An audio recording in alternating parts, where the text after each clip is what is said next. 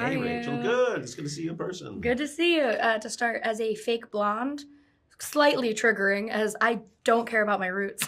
So I was like, oh no. Well, then like, you better not go in the Winchester house. I was like, oh, I'm in danger in this house. But I love those little notes because it is a controlling thing, but it is also like, I relate to it as like someone who I don't care if you can tell I'm a brunette, really. And so how was it for you to get to weave those little things in throughout the movie? Because the hair thing starts at the very, very beginning, and we don't really get the payoff until way later in Act 3. Yeah, I mean, it's really fun to seed in things that seem innocuous that then pay off.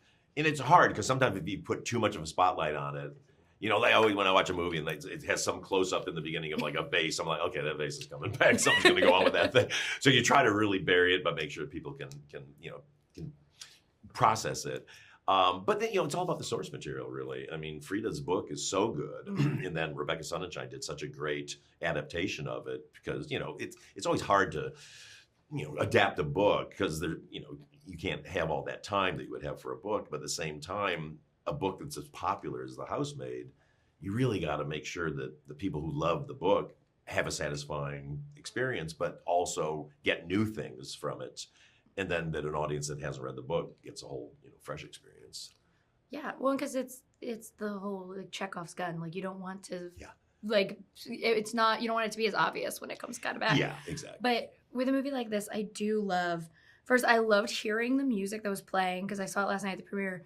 The music that was playing in the premiere and then hearing it show up in the movie. When you get to have fun with the soundtrack. Because there was a lot of Taylor Swift at the party and everyone was like, yeah, that seems to fit with this. And I was like, what? And then I watched and I was like, oh yeah, 100%. How much fun is it for you to get to kind of curate what the sound of a movie is going to be like this? It's my favorite part. I mean, I'm so, into music. I'm a musician. I play drums and guitar and all that. But it's so important to me. And I spend a lot of time figuring out what music I want, what sound a character has. Like I was really hung up that I wanted Millie's soundtrack to be Linda Ronstadt. Just because I felt like Linda Ronstadt's life is such a nice, weird kind of parallel to what I think Millie's life is, without some of the more extreme things, obviously. And then it's really just making sure that the music, you got to walk the line because I don't want the movie to feel indie. I really love indie movies and how they use music, the songs. Yeah. But there's a difference between a big commercial film, the way we use music. And so I want to walk that line always of going like, this is appropriate for here. It's hitting the mood, but then I want the score to kind of drive the movie more. And so it's just finding that balance, but I love it. And I have a great music supervisor, Erica Weiss, who works with me all the time. And she's always finding great stuff. And then, using that Taylor Swift song at the very end of the movie, that was Erin Westerman, who's one of the heads of Lionsgate. That was her idea because I had a bunch of songs I was like, I'm not sure which one. And she suggested that. And we put it on. It was great. And I was like, well, we can't clear this. And then Taylor Swift gave us the permission to use it. So that was cool. Yeah, that's awesome. I love what you said about specific characters because I always ask actors if they curate music. Because when I studied acting, that was one of my things was I always made playlists. And then Linda Ronstadt made me laugh because I just did my Spotify Wrapped and it says my listening age is 73 years old. So I was like, that fits. But I love your mystery movies because I think they're just... It's very fun, and you're having fun watching it that you almost forget completely about the fact that you're trying to figure out what's going on. Yeah. Do you like to use humor in your movies to kind of subjugate the people solving? Very much the mystery? Yeah, very much so. I mean, I'm a big Hitchcock fan and very influenced by the tone that he would set in his movies because they're very tense and they work, the suspense and everything is so great, but they're still fun. There's quirky moments and there's funny side characters and even, like in North by Northwest, Cary Grant's funny in a lot of it, but it never undercuts the genre or the main goal of making it tense, thriller, trying to figure it out, mystery twists. So I think the two together, because I feel like I watch so many thrillers. It's kind of my favorite genre. And thrillers have gotten taking themselves a little too seriously in my book sometimes. So I want to bring back that fun. Yeah, because it's we don't make fun of them like we used to with Rear Window, where you're this dude is just so stuck watching his neighbors. He's ignoring a woman in his apartment. Exactly. And they're very serious subjects. Obviously, the base subject of The Housemaid is very serious, abuse.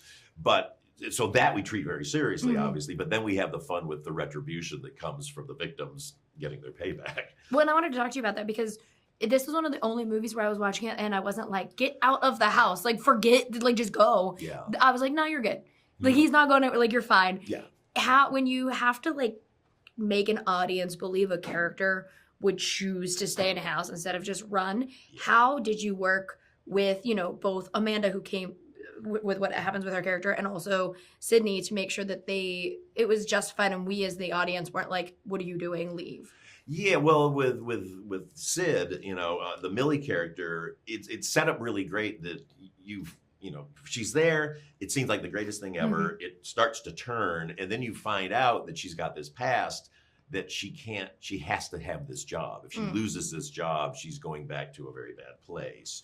So that's great. So it was, but then that piggybacked onto what we were doing with Nina, which was there need to be a push and pull. Like, you know, Nina can't just be terrible every single moment. She has to be terrible, but there's the excuse of like, well, she's pregnant, so you know, Millie thinks she's pregnant, and so maybe it's a hormonal, you know, thing she's going through, or is she crazy, or maybe she just hates me? Am I doing something wrong?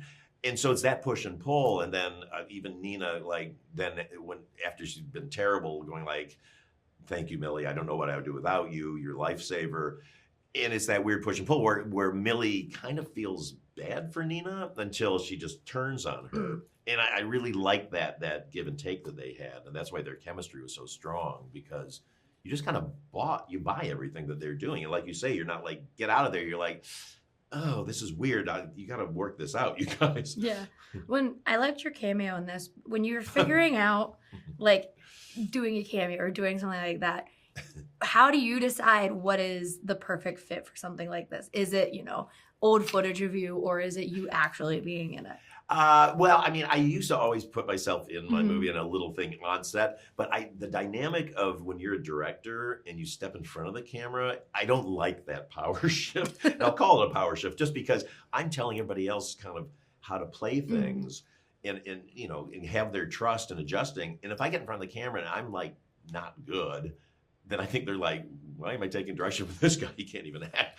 So I started doing it more with like voiceovers I'll do, or it's like a silent bit. And with this, I just pulled from the first movie I ever did called I Am David, because she was flipping around the TV. So I was like, oh, okay, I'll just put my old clip in there. Just throw a little bit. Exactly, why not? What I wanted to ask you, because obviously this is a movie where it's very hard to talk about, because I'm like, I don't want to spoil things, and so I'm going around.